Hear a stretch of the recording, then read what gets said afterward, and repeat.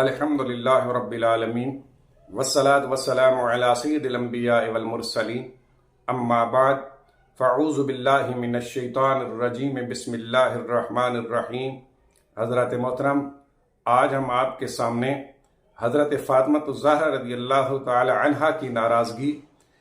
کیا حضرت ابوبکر صدیق رضی اللہ تعالی عنہ کے لیے موجب عتاب ہے یا نہیں، اس حوالے سے ایک تعارض کی تطبیق قائم کریں گے۔ چنانچہ بخاری شریف کی حدیث کا مفہوم ہے کہ حضرت فاطمہ الزہرا رضی اللہ تعالی عنہا باغ فدق میں وراثت جاری نہ کرنے کی بنا پر حضرت ابوبکر صدیق رضی اللہ تعالی عنہ سے ناراض ہو کر چلی گئیں، جس سے معلوم ہوا کہ حضرت فاطمہ الزہرا رضی اللہ تعالی عنہا باغ فدق میں وراثت جاری نہ کرنے کی بنیاد پر حضرت ابوبکر صدیق سے ناراض تھیں، جبکہ اس کے برعکس دوسری حدیث پاک جو بخاری شریف میں ہی مذکور ہے کہ حضور نبی کریم صلی اللہ علیہ وسلم نے فرمایا کہ فاطمہ میرے جگر کا ٹکڑا ہے، جس نے اس کو ناراض کیا گویا اس نے مجھے ناراض کیا۔ اس حدیث پاک سے معلوم ہوا کہ حضرت فاطمہ الزہرا کی ناراضگی گویا کہ حضور کی ناراضگی ہے، اور حضرت فاطمہ الزہرا رضی اللہ تعالی عنہا جب حضرت ابوبکر صدیق رضی اللہ تعالی عنہ سے باغ فدق میں وراثت جاری نہ کرنے کی بنا پر ناراض تھیں، تو گویا حضرت ابوبکر صدیق رضی اللہ تعالی عنہ موجب عتاب ٹھہرے، جبکہ اس کے برعکس متعدد احادیث مقدسہ میں حضرت ابوبکر صدیق رضی اللہ تعالی عنہ کے بے شمار فضائل اور مناقب بھی بیان ہوئے، اور متعدد آیات مبارکہ بھی آپ کے حق اور آپ کی شان میں نازل ہوئیں۔ اب اس حوالے سے بظاہر تعارض معلوم ہوتا ہے۔ اب اس تعارض کے درمیان تطبیق اس طرح قائم ہوگی کہ یاد رکھیں باغ فدق کی وراثت کے حوالے سے یا وہ حدیث پاک کہ جو حضور نبی کریم صلی اللہ علیہ وسلم نے فرمائی کہ انبیاء اپنے بعد کسی کو وارث نہیں بناتے بلکہ جو بھی چھوڑ کے جاتے ہیں وہ صدقہ ہوتا ہے، اس حدیث پاک کو حضرت ابوبکر صدیق رضی اللہ تعالی عنہ عموم پر معمول کرتے تھے۔ مطلب یہ کہ ان کے نزدیک انبیاء جو بھی مال چھوڑ کے جاتے ہیں وہ کل کا کل صدقہ ہوتا ہے، اس میں وراثت جاری نہیں ہوتی، جبکہ حضرت فاطمہ الزہرا رضی اللہ تعالی عنہ اس حدیث پاک کو تسلیم تو کرتی تھیں لیکن اس کی عموم کی قائل نہیں تھی، بلکہ ان کا موقف یہ تھا کہ یہ حدیث خصوص پر معمول ہے، یعنی ان کا موقف یہ تھا کہ حضور کی یہ حدیث اس کا مطلب یہ ہے کہ بعض مال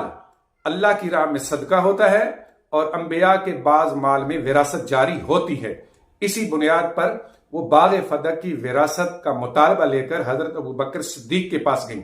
لیکن جب حضرت ابوبکر صدیق نے اپنا موقف بیان کیا تو اب اس پر حضرت فاطمہ الزہرا رضی اللہ تعالی عنہا حضرت ابوبکر صدیق سے ناراض ہوئی۔ یاد رکھیں ایک مجتہد کا دوسرے مجتہد کے قول کی اتباع کرنا یہ لازم یا ضروری نہیں ہے، لہذا حضرت ابوبکر صدیق رضی اللہ تعالی عنہ پر لازم نہیں تھا کہ وہ حضرت فاطمہ الزہرا رضی اللہ تعالی عنہا کے موقف کو تسلیم کرے۔ ایک اجتہادی مسئلہ تھا اور اجتہادی مسئلے میں ان دونوں کے درمیان اختلاف ہوا۔ اب جس حدیث پاک میں حضور علیہ الصلوۃ والسلام نے فرمایا کہ فاطمہ میرے دل کا ٹکڑا ہے، جس نے اس کو ناراض کیا اس نے مجھے ناراض کیا، اس حدیث کا مطلب یہ ہے کہ جس نے حضرت فاطمہ کو اذیت دینے کے ارادے سے ناراض کیا تو گویا اس نے مجھے ناراض کیا، اور حضرت ابوبکر صدیق رضی اللہ تعالی عنہ قطعاً آپ کا حضرت فاطمہ الزہرا رضی اللہ تعالی عنہا کو اذیت دینے کا ارادہ نہیں تھا،